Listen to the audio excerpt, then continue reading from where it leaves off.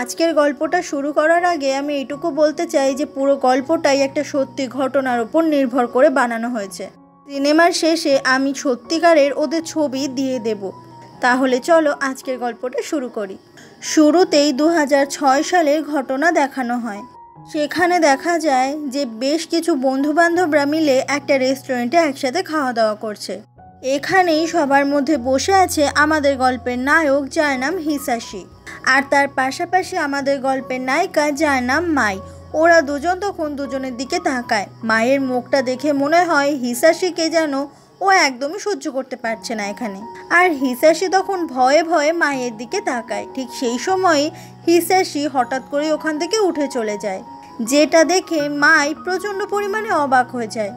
আসলে এতক্ষণ হিসাশি গোমরা মুখে সবার সঙ্গে বসেছিল, কারণ ওর খুব জোরে পটি পেয়েছিল। আর তারপর যখন ওয়াশরুম থেকে পটি করে এসেছে, এখনও সবার সঙ্গে অনেক হেসে হেসে কথা বলছে। আর যেটা দেখে খুবই রাগ দেখাতে থাকে দূর থেকে মাই।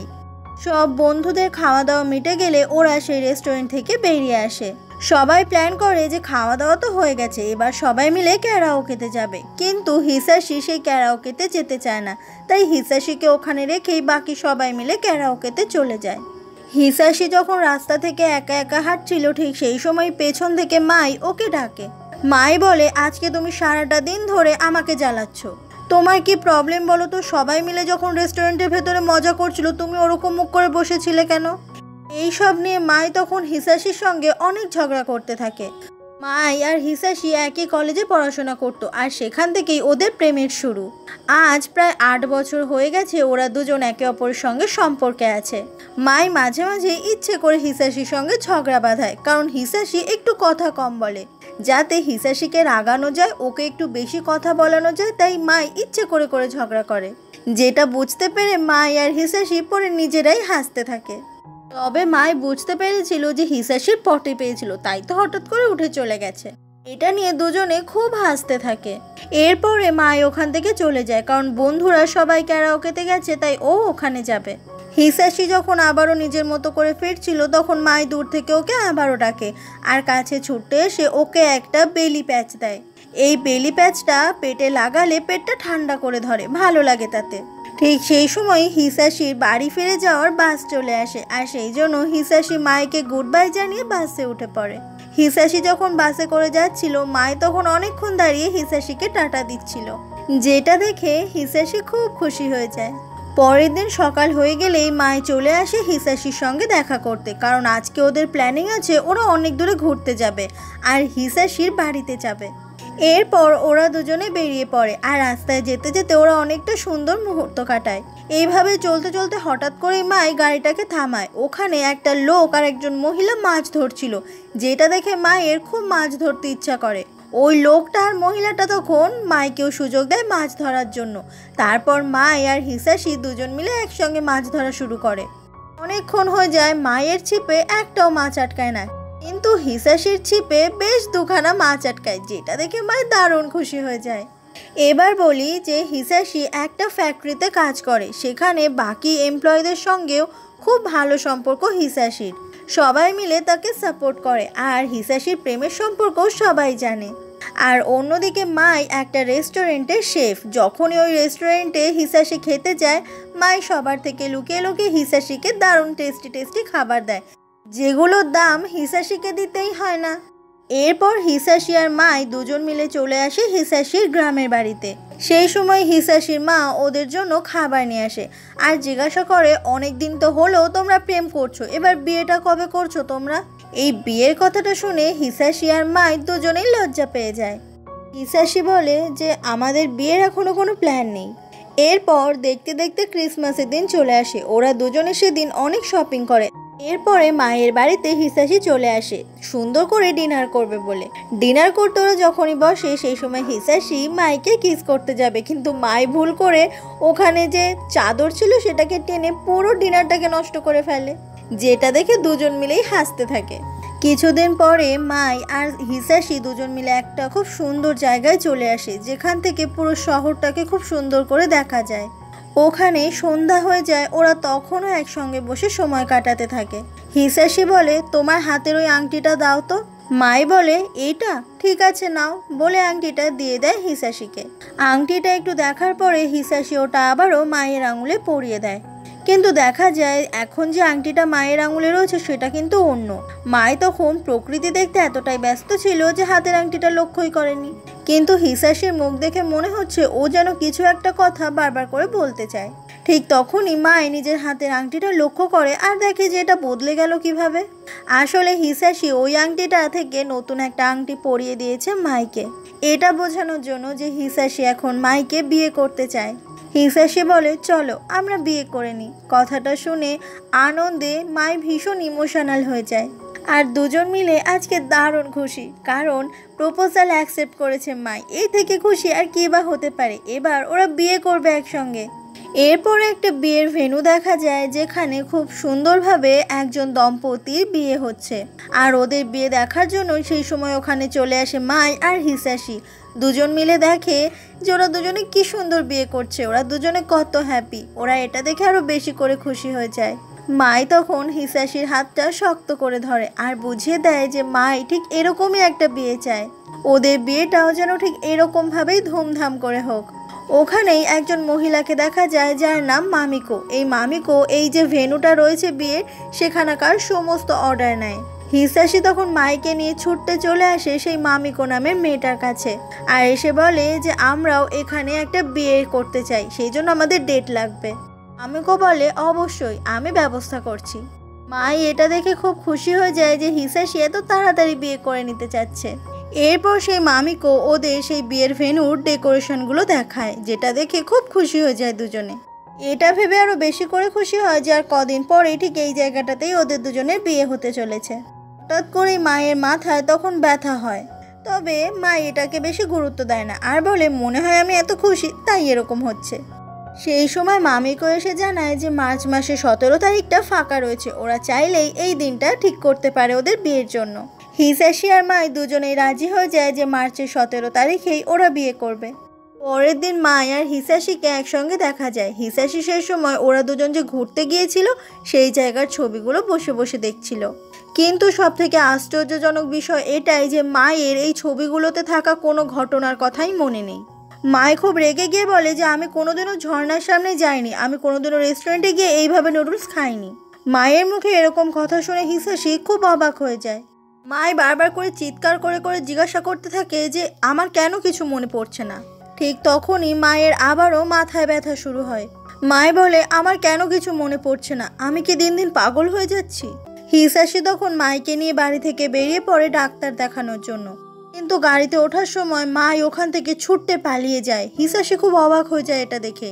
মাই এমন একটা করতে থাকে যেন ও পুরোপুরি সত্যি সত্যি পাগল হয়ে গেছে। মাই সেই সময় কল্পনা করছে যে ওর গায়ে বেশ কয়েকটা পোকা উঠছে, সাথে সাথে ওর হাতগুলো লাল হয়ে পচে যাচ্ছে, যে জিনিসগুলো দেখে মাই খুব ভয় পাচ্ছে। কিন্তু বাস্তবে মায়ের সঙ্গে এরকম কোনো ঘটনাই ঘটছে না। হিসাশি তখন মায়ের কাছে আসে আর মাইকে শান্ত করার চেষ্টা করে, কিন্তু মাই বারবার হিসাশিকে ধাক্কা দিয়ে দূরে সরিয়ে দেয়। এরপর হিসাশি অনেক কষ্টে টানতে টানতে মাইকে নিয়ে হসপিটালে চলে আসে, আর অনেকক্ষণ আগেই মায়ের মা বাবাকে হিসাশি এখানে ডেকে পাঠিয়েছিল।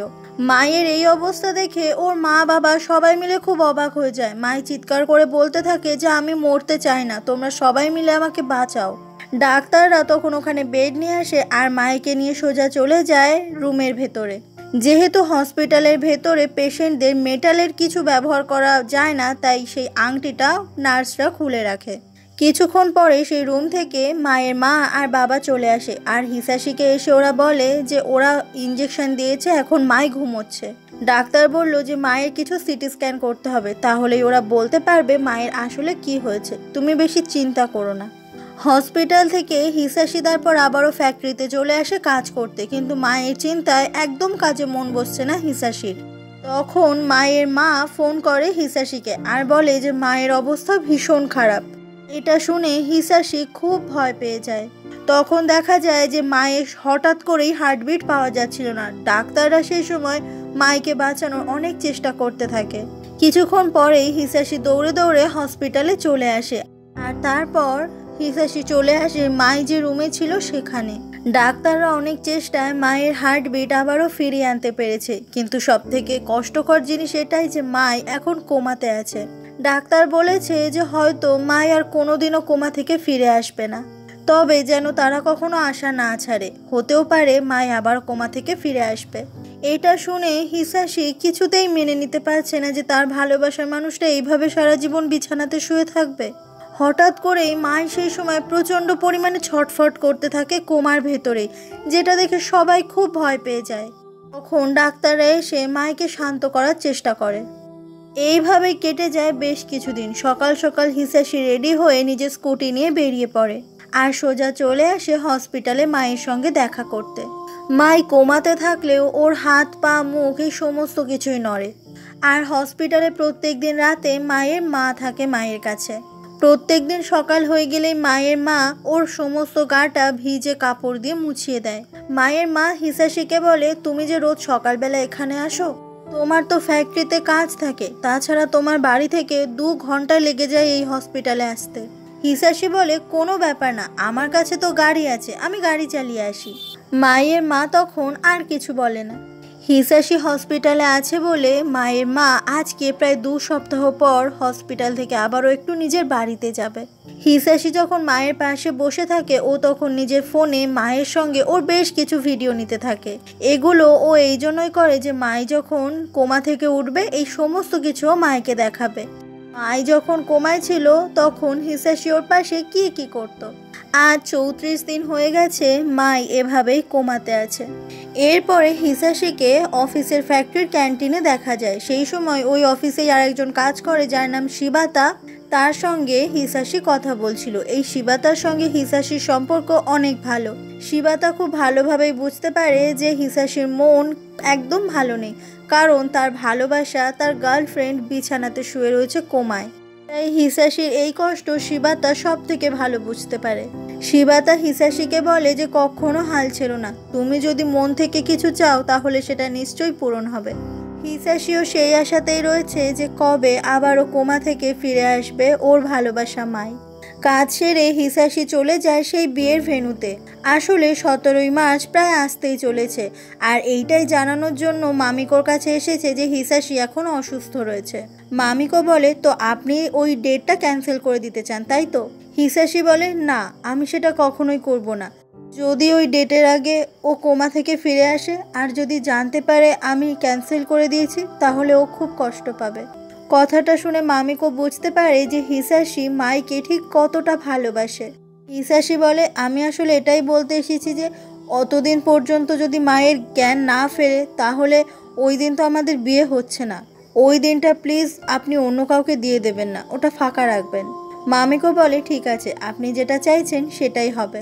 এরপর মামিকো যখন ওখান থেকে উঠে চলে যায়, হিসাশি তখন মামিকোকে আবার ডাকে আর বলে, আমি আপনার থেকে আরেকটা হেল্প চাই। কিন্তু হিসাশি সেই সময় মামিকোর কাছে কি হেল্প চায় সেটা আমাদের গল্পের একদম শেষে দেখানো হবে। ওখান থেকে হিসাশি যখন ফিরছিল, হঠাৎ করেই রাস্তার মাঝখানে হিসাশির গাড়িটা খারাপ হয়ে যায়, আর রাস্তার মাঝখানেই ও ওটাকে সারানো শুরু করে। যেহেতু হিসাশি একটা গাড়ির ফ্যাক্টরিতে কাজ করে, তাই গাড়ি কোথায় কি খারাপ হয়েছে সেটাও সারাতে খুব ভালোই জানে। হিসাশি সেই সময় মায়ের জন্য আবারও ভিডিও করতে থাকে, ও মাইকে এই সমস্ত কিছু দেখাবে একটা সময়। এভাবেই সবার দিনগুলো কাটতে থাকে।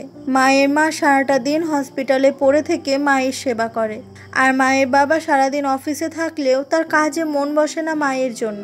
হিসাশি যখন মায়ের সঙ্গে দেখা করতে আসে, মাই তখন প্রচণ্ড পরিমাণে ছটফট করছিল। হিসাশি কিছুতেই ওকে সামলাতে পারছিল না। হিসাশি তারপর মায়ের মা আর বাবার সঙ্গে কথা বলে। ও জানতে পারে মায়ের ওভারিতে এক প্রকারের ব্যাকটেরিয়া রয়েছে, যেটার জন্যই মায়ের আজকে এই রোগ। ওভারিটা যদি কেটে বাদ দিয়ে দেওয়া যায় তাহলে মাই হয়তো সুস্থ হয়ে যাবে। হিসাশি বলে, হ্যাঁ, সেটা করলে তো হয়। আসলে এটা এই জন্যই হিসাশিকে বলা হচ্ছে মাই সুস্থ হয়ে গেলে হিসাশি মাইকে বিয়ে করবে, আর ওভারি যদি কেটে বাদ দিয়ে দেওয়া হয় তাহলে মাই কোনোদিনও মা হতে পারবে না। তাই মায়ের বাবা হিসাশির সঙ্গে এটা নিয়ে আলোচনা করে যে হিসাশির এতে কোনো অসুবিধা আছে কিনা। কিন্তু হিসাশির এতে কোনো অসুবিধা নেই, সে চায় মাই সুস্থ হয়ে যাক।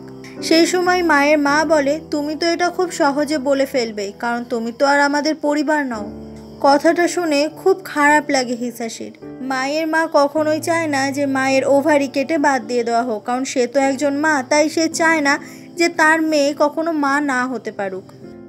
মায়ের মনের অবস্থা এখন একদম ভালো না, তাই তার কথার ওপর আর কেউ কথাও বলে না। কিছুদিন পরে মায়ের মা আর বাবা দুজন মিলে হিসাশিকে বাড়িতে ডেকে পাঠায়। মায়ের মা বাবার মুখ দেখে বোঝা যাচ্ছে ওরা কিছু একটা জিনিস নিয়ে ভীষণ চিন্তিত।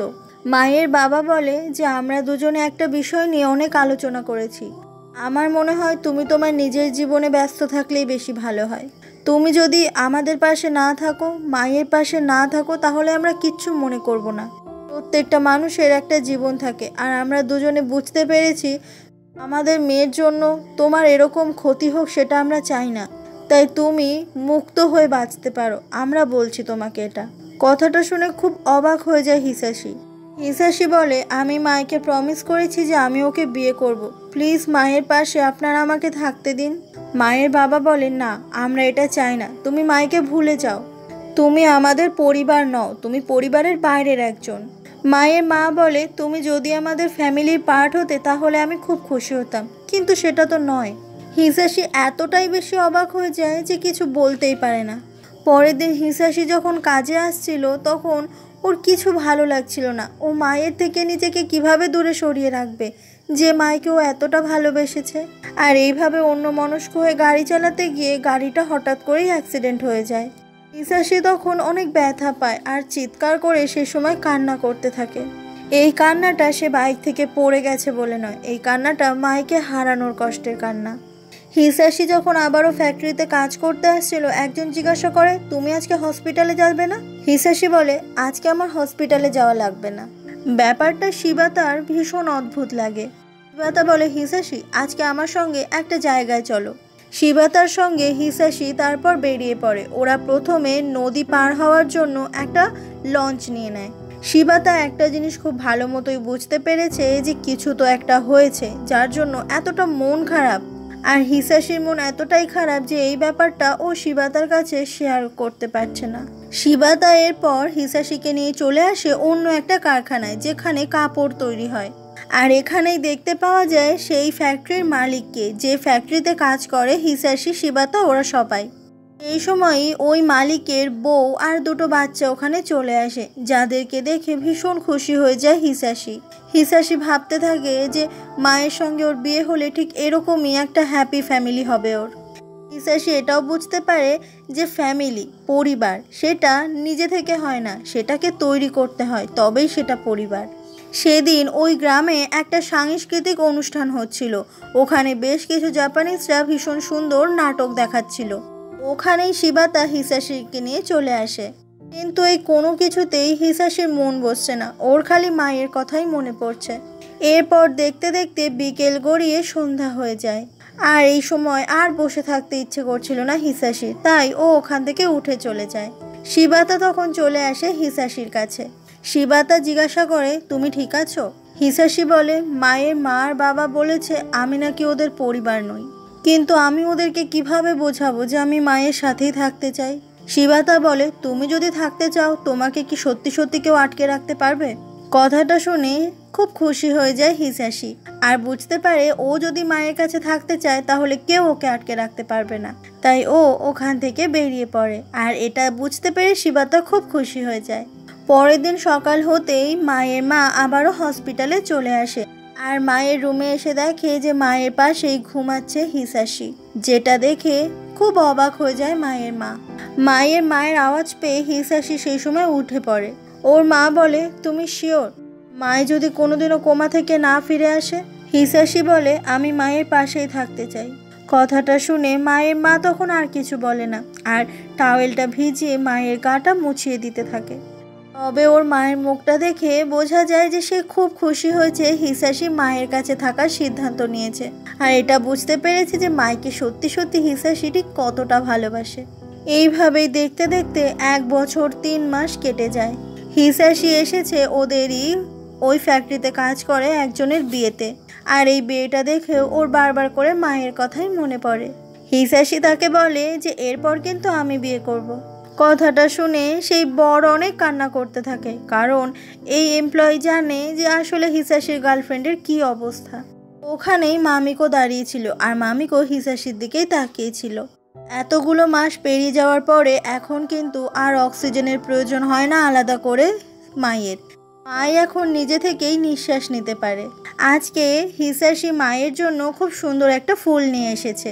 হঠাৎ করে দেখা যায় যে মাই নিজের চোখ খুলে। হিসাসি যখন মায়ের দিকে তাকিয়ে এটা দেখতে পায় ও একেবারে অবাক হয়ে যায়। ও ছুটে এসে ডাক্তারকে বলে যে মায়ের জ্ঞান ফিরেছে।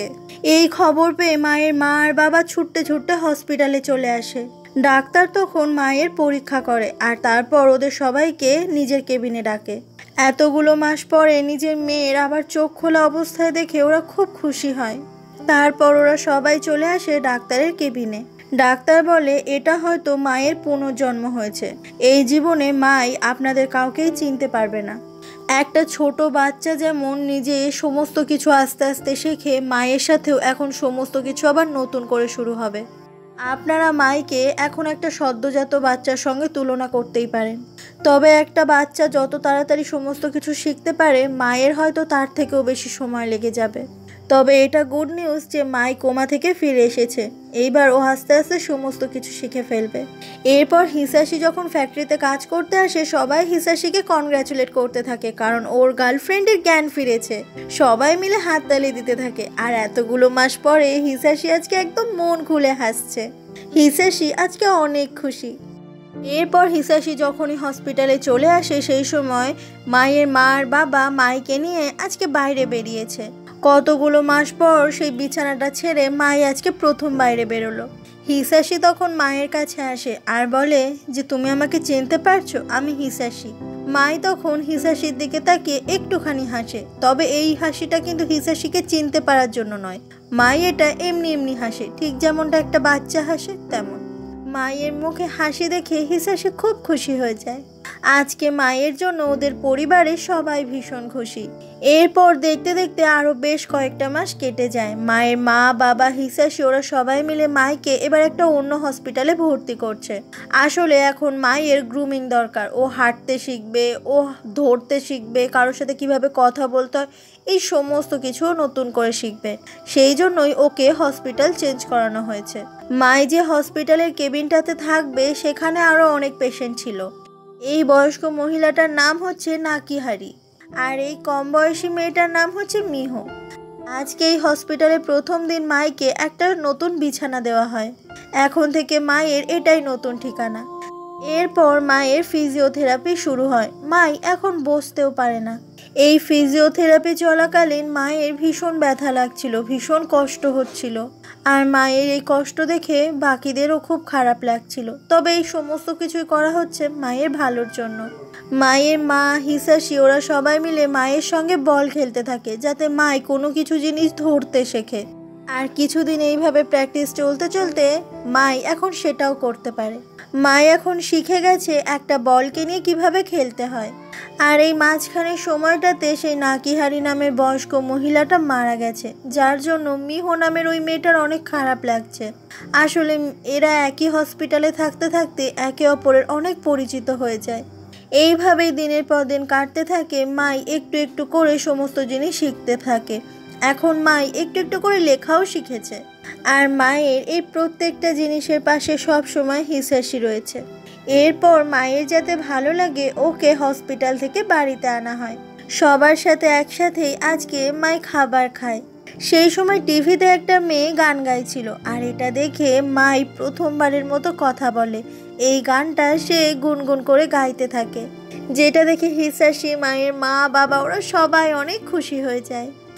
মায়ের কাছে সবসময়ই একটা ফ্যামিলি ফটো রাখা হয়, যেটা দেখে যদি মায়ের পূর্ব জীবনের কথা কিছু মনে পড়ে। কারণ মাই তো এখন আর কাউকেই চেনে না, কে তার মা, কে তার বাবা, আর কেই বা হিসাসি। এইভাবেই দেখতে দেখতে গোটা 6টা বছর কেটে যায়। মাই আগের থেকে এখন অনেকটা সুস্থ হয়ে গেছে। ওর মা পেপারে দেখায় যে এই হসপিটালে মিহো নামের যে মেয়েটা ছিল সে 12th এক্সামে খুব ভালো রেজাল্ট করেছে বলে পেপারে তার ছবি ছাপানো হয়েছে। মাই তখন ওর মাকে জিজ্ঞাসা করে, আচ্ছা মা, আজকে ও আসবে? ওর মা জিজ্ঞাসা করে, কে? মাই বলে, হিসাসি।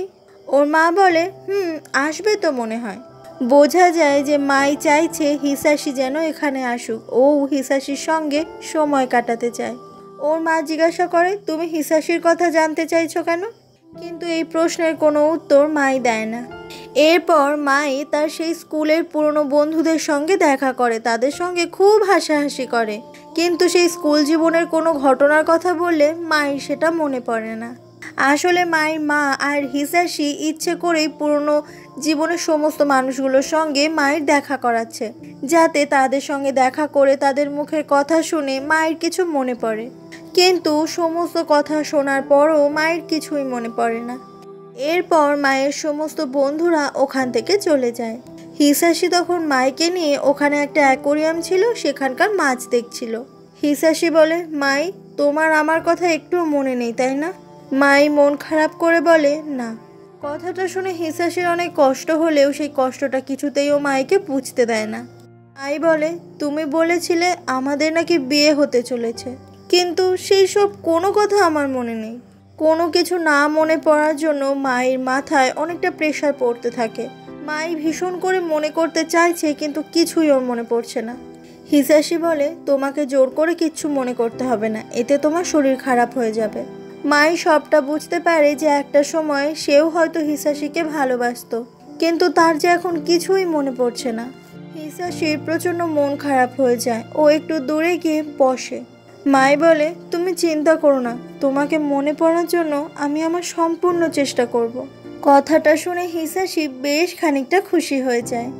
এরপর ওদের কোথায় প্রথম দেখা হয়েছিল, ওদের জীবনের কিছু স্পেশাল মোমেন্ট, সেই সমস্ত কিছু হিসাশি গল্পের আকারে বলতে থাকে মাইকে, আর মাই সেগুলোকে মনে করানোর জন্য খাতায় লিখে রাখে। হিসাশি বলে, আমরা ক্রিসমাসের দিন যখন কিস করতে যাচ্ছিলাম তখন আমাদের সমস্ত খাবার পড়ে নষ্ট হয়ে গিয়েছিল। মায়ের মা ওকে অনেক জায়গায় ঘুরতে নিয়ে আসে, সেই পুরনো জায়গাগুলোতে এসে মায়ের যদি কিছু মনে পড়ে। কিছু কিছু জিনিস দেখে মাই মাঝে মাঝে থমকে যাচ্ছে, কিন্তু ঠিক কী ঘটনা ঘটেছিল, কেন ঘটেছিল, এগুলো কিছু মনে পড়ছে না।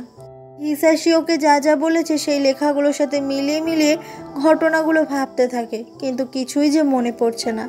এতগুলো বছরে মাই বুঝতে পেরেছে যে হিসাশি ওকে প্রাণের থেকেও বেশি ভালোবাসে, আর তাই তো হিসাশির ভালোবাসার সেই দাম দেওয়ার জন্য মাই প্রচণ্ডভাবে মনে করতে চায় হিসাশির সেই ভালোবাসাটাকে। তাই তো মাই এত চেষ্টা করে যাচ্ছে হিসাশিকে মনে করার জন্য। ওর মা বলে যে, তুমি চিন্তা করো না, আমি যতদিন আছি তোমাকে আমি সমস্ত জায়গায় ঘুরতে নিয়ে যাব, একদিন না একদিন নিশ্চয়ই সব কিছু মনে পড়ে যাবে। মাই বলে, আরেকটা জায়গায় বাকি আছে, আমি হিসাশির অ্যাপার্টমেন্টে যেতে চাই। ওর মা বলে, ঠিক আছে, আমি তোমাকে সেখানে নিয়ে যাব। সেদিন সন্ধে হয়ে গেলে হিসাশি আসে মায়ের সঙ্গে দেখা করতে। মাই সেই সময় হিসাশির দেওয়া সেই আংটিটা আঙুলে পরে মনে করার চেষ্টা করছিল হিসাশি ঠিক ওকে কীভাবে প্রপোজ করেছিল, কিন্তু কিছুই মনে না পড়ার জন্য ও আংটিটা আবারও খুলে রেখে দেয়। হিসাশি এসে বলে, তুমি নাকি আজকে মায়ের সঙ্গে ঘুরতে বেরিয়েছিলে? মাই বলে, আমি সেই সমস্ত জায়গায় গিয়েছি যে জায়গাগুলোতে আমি তোমার সঙ্গে গিয়েছিলাম। আমি মনে করার চেষ্টা করছিলাম যে সেই জায়গাগুলোতে আমাদের আসলে কেমন সময় কেটেছিল। এরপর থেকে সারাক্ষণ মাই খালি হিসাশির সঙ্গে কাটানো মুহূর্তগুলোর কথাই ভাবতে থাকে, আর এত মাথায় প্রেশার দেওয়ার জন্য মায়ের শরীর আবার আস্তে আস্তে খারাপ হতে শুরু করে। এত কিছু ভাবতে ভাবতে মাই একাই হসপিটাল থেকে বেরিয়ে পড়ে, আর হিসাশি চারিদিকে মাইকে পাগলের মতো খুঁজতে থাকে। সেই সময় মায়ের মা হিসাশিকে ফোন করে বলে যে, আমার মনে হয় তোমার অ্যাপার্টমেন্টের কাছে মাই গেছে, কারণ ও আমার কাছে আবদার করেছিল আমি যেন তোমার অ্যাপার্টমেন্টে ওকে নিয়ে যাই। হিসাশি বলে, ঠিক আছে, আমি তাহলে আমার বাড়ির কাছেই ওকে খুঁজতে যাচ্ছি। এরপর মাইকে দেখা যায় ও সত্যি সত্যি হিসাশির বাড়ির কাছে চলে এসেছে। তবে আসলে ঠিক কোন জায়গাটায় হিসাশির বাড়ি সেটা তো ও চেনে না, তাই আসল বাড়িটার কাছে যেতেই পারছে না। বৃষ্টির মধ্যে এভাবে মাই যখন হুইল চেয়ার নিয়ে এগোতে থাকে, হঠাৎ করেই ও সেই চেয়ার থেকে পড়ে যায় নিচে। মাই তখন অনেক কান্না করছিল, পাগলের মতো মনে করার চেষ্টা করছিল হিসাশির সঙ্গে কাটানো মুহূর্তগুলো। সেই সময় ও হুইল চেয়ারে ওঠার আবারও চেষ্টা করে, কিন্তু কিছুতেই পারে না, ওর যে পায়ে একদম জোর নেই। সেই সময় ওই রাস্তা থেকেই হিসাশি ওর বাড়ির দিকে আসছিল, আর ও দূর থেকে দেখতে পায় মাইকে। হিসাশি তখন ছুটতে চলে আসে মায়ের কাছে। মাই কান্না করে করে বলে, হিসাশি, আমার কেন কিছু মনে পড়ছে না, আমি তো মনে করতে চাইছি, কিন্তু কেন আমার সাথে এটা হচ্ছে? সেই সময় হঠাৎ করেই মায়ের মাথায় প্রচণ্ড যন্ত্রণা শুরু হয়, যেটা দেখে হিসাসি খুব ভয় পেয়ে যায়। ঠিক এরকমই পাগলামি করেছিল আগেরবার মাই। তারপর প্রায় 6 বছর মাই বিছানাতেই শুয়ে কাটিয়ে দিয়েছে। হিসাসি আর চায় না মায়ের সেরকম বড় কোনো ক্ষতি হোক। এরপর মাইকে আবারও হসপিটালে ভর্তি করা হয়, আর অনেকক্ষণ পর মায়ের জ্ঞান ফেরে। আর জ্ঞান ফিরতে কোনো এক অজানা কারণে মাই ভীষণ কান্না করতে থাকে, যেটা দেখে হিসাসির খুব কষ্ট হয়। হিসাসি সেদিন মন খারাপ করে হসপিটাল থেকে বেরিয়ে আসে, আর একা জায়গায় অনেকক্ষণ ভাবতে থাকে। হিসাসি এটাই ভাবে যে আমি যদি এখন মায়ের জীবনে থাকি তাহলে মায়ের আরও বেশি বড় ক্ষতি হয়ে যাবে। তাই আমাকে এখন মায়ের জীবন থেকে সরে যেতে হবে, আর সেটাই হবে মায়ের জন্য সব থেকে ভালো। পরের দিন সকাল হয়ে গেলে হিসাসি মাইকে নিয়ে গাড়ি করে ঘুরতে বেরোয়, আর বলে যে তোমাকে আমি আজকে একটা সারপ্রাইজ দেব। এরপর হিসাসি মাইকে নিয়ে সেই জায়গাটাতে চলে আসে, যে জায়গাটাতে হিসাসি প্রথমবার মাইকে প্রপোজ করেছিল আংটি দিয়ে। হিসাসি বলে, তুমি যখন কোমা থেকে উঠেছিলে তখন আমি ভীষণ খুশি হয়েছিলাম। আমি তোমার সঙ্গে হসপিটালে দেখা করতে রোজ যেতাম, কিন্তু তোমার যখন জ্ঞান ফেরে তোমার আশেপাশের সমস্ত মানুষই তোমার কাছে অচেনা। যে মানুষটার সঙ্গে তোমার বিয়ে হতে চলেছিল সেই মানুষটাকেও তুমি চেনো না। এই দিনগুলো তোমার জন্য অনেক ভয়ঙ্কর ছিল, আর এখন তুমি কোনো না কোনোভাবে চেষ্টা করে যাচ্ছ আমাকে তোমার জীবনে রাখার জন্য। কিন্তু এখন থেকে আমি আমার নিজের মতো করেই আমার জীবনটাকে বাঁচতে চাই। এই কথাটা শুনে মাই সেই সময় মুখ ঘুরিয়ে নেয়, আর বলে, এই কথাগুলো তুমি বলছো আমি স্মৃতিশক্তি হারিয়ে ফেলেছি বলে, তাই তো? হিসাসি বলে, তুমি জানো তুমি কত সাহসী, তুমি কোমা থেকে ফিরে এসেছো। ডাক্তার বলেছে এটা নাকি একটা মিরাকেল। আমি চাই না তুমি আর সাফার করো, সেই জন্য কাল থেকে তোমার সঙ্গে আমার দেখা হওয়াও বন্ধ হয়ে যাবে।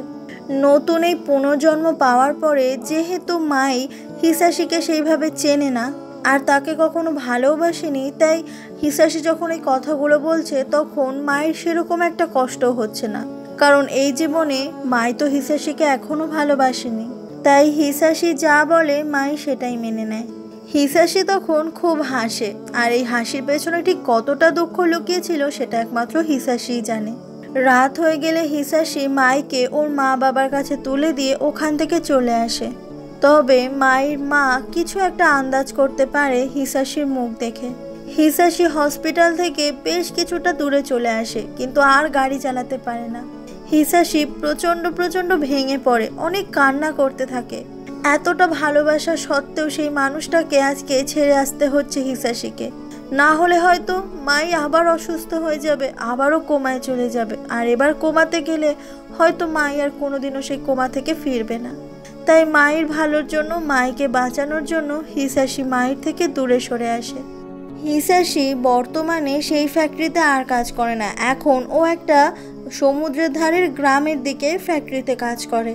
ও তার পুরনো জীবনের সমস্ত কিছুকে ফেলে নতুন একটা জীবন শুরু করেছে, যেখানে মাই থাকবে না, মায়ের চেনা লোকজন কেউ থাকবে না। হিসাসিও একটা পুনর্জন্ম লাভ করেছে নিজের জীবনে, আর এগুলো শুধুমাত্র করেছে মাইকে ভুলে থাকার জন্য। অন্যদিকে মাইকে দেখা যায় হসপিটাল থেকে ফাইনালিও ছুটি নিয়ে একদম সম্পূর্ণ সুস্থ হয়ে বাড়িতে ফিরে আসছে। এরপর থেকে ওকে হসপিটালে আর রাত কাটাতে হবে না, সেই জন্য ওর মা বাবা দুজনেই ভীষণ খুশি। বাড়িতে এসে মাই পুরনো জিনিসপত্র ঘাটাঘাটি করছিল, আর সেখান থেকেই পেয়ে যায় একটা ফোন। এটাই সেই হিসাসির ফোন ছিল, যে ফোনটাতে ও সব সময় ভিডিও করত। মাই তখন বিভিন্ন রকমের পাসওয়ার্ড দিয়ে ফোনটা খোলার চেষ্টা করে, কিন্তু কোনো পাসওয়ার্ড ম্যাচ করে না। তাই অনেক চেষ্টার পরেও মাই ফোনটা কিছুতেই খুলতে পারে না। এইভাবে দেখতে দেখতে আরও একটা বছর কেটে যায়। মাইকে এখন হসপিটালে শেখানো হয় কিভাবে হাঁটতে হয়, কিন্তু প্রবলেমটা হচ্ছে মাই একদমই হাঁটতে পারছে না। অনেক চেষ্টা করছে কিন্তু না, হচ্ছে না। আর অন্যদিকে হিসাসি সে সবার থেকে দূরে এসে একদমই ভালো নেই। এতগুলো দিন পেরিয়ে গেছে, না তো সে মাইকে ভুলে থাকতে পেরেছে। কল্পনাতে মাঝে মাঝেই দেখে যে মাই ওর সামনে এসেছে। শুধুমাত্র তাই নয়, মাই নিজের 2 পায়ে দাঁড়াতে পারছে। এই সমস্ত কিছু কল্পনা করে সাশি, কিন্তু কোনো কিছুই সত্যি নয়, সবটাই ওর কল্পনা। এরপর মায়ের সিটি স্ক্যান করা হয়। সেই সিটি স্ক্যান রিপোর্ট দেখে ডাক্তার বলে যে মাই অনেক সুন্দর রিকভার করছে। এইভাবে চলতে থাকলে মায়ের আর কোনো রিস্ক থাকবে না লাইফে। এটা শুনে মাই আর ওর মা দুজনেই অনেক খুশি হয়ে যায়। এরপর সেই ডাক্তারখানা থেকে মাই বেরোয় আর হঠাৎ করেই ওর চোখ যায় ওখানে থাকা সেই বিয়ের ভেন্যুটার ওপর। আর মামিকো নামের ওই মেয়েটাই সেই সময় দরজাটা খুলছিল। আর মামিকো দূর থেকে দেখতে পায় মাইকে। মামিকো ছুটতে চলে আসে মায়ের কাছে আর জিজ্ঞাসা করে, আপনি ঠিক হয়ে গেছেন? আপনাকে এইভাবে দেখে আমার খুব ভালো লাগছে। কিন্তু মাই তো এই মামিকোকে চিনতে পারে না, আর মামিকো কি বলছে সেটা বুঝতেও পারে না। এরপর মাই সেই ভেন্যুর ভেতরে চলে আসে। মামিকো তখন বলে যে আপনার আর হিসাসির বিয়ে আমাদের এই ভেন্যুতেই হওয়ার কথা, আর সেই জন্যই আমি জানি যে আপনি এত বছর অসুস্থ ছিলেন। আপনাদের বিয়ের ডেট প্রত্যেক বছরে একই দিনে রিজার্ভ করা থাকে। এটা শুনে মাই একেবারে অবাক হয়ে যায়। তখনই ফ্ল্যাশব্যাকে দেখানো হয় যে হিসাসি মামিকোর কাছে বলেছিল যে আমার আরেকটা রিকোয়েস্ট আছে। হিসাসি বলে যে মাই সুস্থ হওয়া পর্যন্ত প্রত্যেক বছর 17ই মার্চ এই ডেটটাই আমি রিজার্ভ করে রাখতে চাই। আমি চাই ও যখন সুস্থ হবে আমরা ঠিক এই দিনটাতেই বিয়ে করব। আর সেই জন্যই আমি রিকোয়েস্ট করছি যে প্রত্যেকটা বছরের অগ্রিম বুকিং যেন আপনি আমার কাছ থেকে নেন। বর্তমানে মামিকো মাইকে বলে যে আপনাদের বিয়ের ডেটটা আজও ফাঁকা পড়ে থাকে। সেদিন আমাদের ভেন্যু থেকে কোনো ম্যারেজ ডেট রাখা হয় না। সবটা জানার পরে মাই একেবারে অবাক হয়ে যায়। বুঝতে পারে যে আসলেই হিসাসি তাকে কতটা ভালোবাসে। মায়ের তখন কিছু একটা মনে হয়, ব্যাগ থেকে সেই ফোনটা বের করে আর সেখানে পাসওয়ার্ড হিসেবে দেয় 1703, মানে 17ই মার্চ। আর সত্যি সত্যি দেখা যায় যে ফোনটা খুলে গেছে, যেটা দেখে মাই আরো বেশি করে অবাক হয়ে যায়। হিসাসির জীবনে এই তারিখটা কতটা গুরুত্বপূর্ণ। ফোনটা যখনই অন হয় সেখানে হিসাসি আর মায়ের একসঙ্গে একটা ছবি ওয়ালপেপারে ছিল। আর যেহেতু ফোনটা অনেকদিন পরে অন হয়েছে তাই সেখানে অনেকগুলো মেসেজ আসে। ওগুলো আসলে সমস্ত কিছুই এতদিন ধরে পাঠিয়ে এসেছে হিসাসি। সে তো অনেকটা দূরে আছে, তাই এভাবেই কথা বলে মায়ের সঙ্গে। মাই তখন ওই মেসেজগুলো থেকে জানতে পারে যে হিসাসি আসলে এখন কোথায় আছে, তাই একটা লঞ্চে উঠে পড়ে। আর সেই লঞ্চে করে হিসাসির কাছে যেতে যেতে ও ফোনে সেই ভিডিওগুলো দেখা শুরু করে, যে ভিডিওগুলো প্রত্যেক দিন হিসাসি একটা একটা করে বানিয়েছে মাইকে দেখানোর জন্য। মাই কোমা থেকে একদিন উঠবে আর সেদিন হিসাসি সব দেখাবে ওকে। জীবনের কত ছোট ছোট মুহূর্তগুলো হিসাসি মায়ের সঙ্গে ভাগ করে নিতে চাইতো। মাই যখন বিছানায় একেবারে কোমাতে ছিল সেই সময় হিসাসি মাইকে একা ছাড়েনি। প্রত্যেকটা মুহূর্তে সে সব সময় মায়ের পাশে থেকেছে। হিসাসি প্রত্যেক দিন একটা একটা করে দিন গুনতো যে আজকে 30তম দিন যখন তুমি কোমাতে রয়েছো। আর এই সমস্ত কিছুই ও ভিডিও করে রাখতো। এরকম একটা হিসাসি ভিডিও বানিয়েছে যেখানে ক্যামেরাটা একটু দূরে সেট করে ও সমুদ্রের ধারে গিয়ে চিৎকার করে বলে যে মাই আমি তোমাকে ভীষণ ভালোবাসি। এই ভিডিওটা দেখে মাই সত্যি সত্যি ভীষণ খুশি হয়ে যায়। বুঝতে পারে যে একটা মানুষ আরেকটা মানুষকে ঠিক কতটা ভালোবাসলে এই গোটা 8 বছরে কোমায় থাকা সত্ত্বেও সেই মানুষটা তার সাথে ছিল। শেষ 8 বছরে হিসাসি সবসময় মায়ের পাশে ছিল। যখন মায়ের দরকার পড়েছে তখন মাই হিসাসিকে পেয়েছে। মাই তখন ভীষণ কান্না করতে থাকে যে এই মানুষটাকে সে কেন তার জীবন থেকে চলে যেতে দিয়েছে। মাই তারপর চলে আসে সমুদ্রের ধারের সেই গ্রামটাতে আর অপেক্ষা করতে থাকে কখন ওর দেখা হবে হিসাসির সঙ্গে। এরপর গাড়িটা সেই ফ্যাক্টরির সামনে এসে দাঁড়ায় যে ফ্যাক্টরিতে বর্তমানে কাজ করে হিসাসি। সেখান থেকে নেমে মাই বুঝতে পারছিল না এখান থেকে ও কোথায় যাবে। তখনই ওখানে এক লোককে জিজ্ঞাসা করে যে হিসাসিকে সে চেনে কিনা। তারপর সেই লোকটার বলা কথা মতোই এগোতে থাকে মাই। বেশ কিছুটা আসার পরে মাই দূর থেকে দেখতে পায় হিসাসিকে। হিসাসি তখন বেশ কয়েকটা বাচ্চার সঙ্গে দোলনা সারাচ্ছিল। সেই সময় বাচ্চাগুলো খেলতে খেলতে ওখান থেকে সরে যায় বিচের দিকে। আর মাই ওখানে চলে আসে, দূর থেকে হিসাসিকে প্রাণ ভরে দেখতে থাকে। এরপর হিসাসি ওই দোলনাটাকে ঠিক করে দেয় আর তারপর ওখান থেকে ফেরার সময় হঠাৎ করে থমকে যায়, কারণ আজকে প্রায় 1.5 বছর সময় পরে ও মাইকে দেখছে আর মাই ওর সামনেই। হিসাসি তখন একটু একটু করে মায়ের দিকে এগিয়ে আসে। মাই দূর থেকে চিৎকার করে বলে, না তুমি আসবে না, আমি আসবো তোমার কাছে। এরপর মাই একটু একটু করে হুইল চেয়ার নিয়ে এগিয়ে আসতে থাকে হিসাসির কাছে। মাই এসে বলে, আমি তোমাকে থ্যাংক ইউ বলতে চাই এত বছর আমার জন্য অপেক্ষা করার জন্য। তুমি পুরো সময় আমার উপর বিশ্বাস রেখেছিলে, আমার পাশে থেকেছিলে। কিন্তু সত্যিটা হচ্ছে আমার তোমাকে এখনো মনে পড়েনি। কথাটা শুনে হিসাশি খুব কষ্ট পায়। মাই বলে, কিন্তু তাতে আমার কিছু যায় আসে না, কারণ আমি তোমাকে আবারও ভালোবেসে ফেলেছি। আমি জানি আমার কথা হয়তো তোমার বিশ্বাস হবে না। হিসাশি তখন এসে মায়ের সামনে বসে আর বলে, আমি তোমাকে সব সময় ভালোবেসে এসেছি। যেটা শুনে মাই খুব খুশি হয়ে যায়। হিসাশি বলে, চলো আজকে আমরা একসঙ্গে হাঁটবো। এরপর হিসাশি মায়ের পাগুলো হুইল চেয়ার থেকে নিচে নামায় আর তারপর ওকে ধরে রাখে যাতে ও কিছুতেই না পড়ে যায়। মাই আজকে শক্ত করে হিসাশিকে জাপটে জড়িয়ে ধরে আর তারপর হিসাশি এক পা এক পা করে মাইকে হাঁটতে সাহায্য করে। হিসাশিকে জড়িয়ে ধরে মাই সেই সময় অনেক কান্না করছিল আর বারবার একটা কথা বলছিল, আমি তোমাকে ছেড়ে আর কখনো কোথাও যাব না। এই 8 বছর পরে হিসাশি যখন মাইকে আবারও জড়িয়ে ধরতে পারে, হিসাশি সেও অনেক ইমোশনাল হয়ে যায়। ওদের 8 বছরের প্রেমের সম্পর্ক ছিল। তারপরের 8 বছর অসুস্থ ছিল মাই। একটা মানুষ 16 বছর তার ভালোবাসাকে পাওয়ার জন্য অপেক্ষা করেছে। আর এটা জাপানের সত্যি একটা ঘটনা। হিসাশি আর মাই দুজনকে জড়িয়ে ধরে ভীষণ খুশি আজকে। ওরা কেউ কাউকে আর ছেড়ে কখনো কোথাও যাবে না। এরপরে একটা বিয়ের ভেন্যু দেখানো হয় আর সেখানে আজকে বর বেশে দাঁড়িয়ে আছে হিসাশি।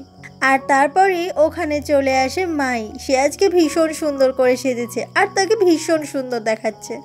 ওদের দুজনের বিয়েতে এখানে আজকে সবাই ভীষণ খুশি। সেই যে মামিকো নামের মেয়েটা, সে তো কান্না করে দেয় ওদের দুজনের আজকের বিয়েটা দেখে।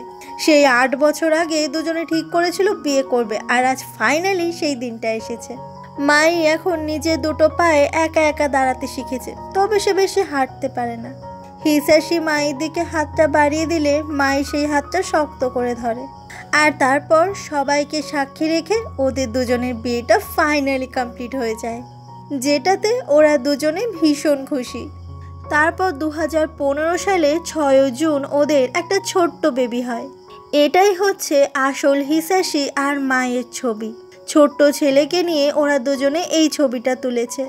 আজও পৃথিবীতে যে সত্যিকারের ভালোবাসা আছে, এই ছবিটাই হচ্ছে তার সবথেকে বড় প্রমাণ। তাই মন থেকে যদি কেউ কিছু চায় তাহলে সেটা অবশ্যই পূরণ হয়। আর এখানেই আজকের গল্প শেষ।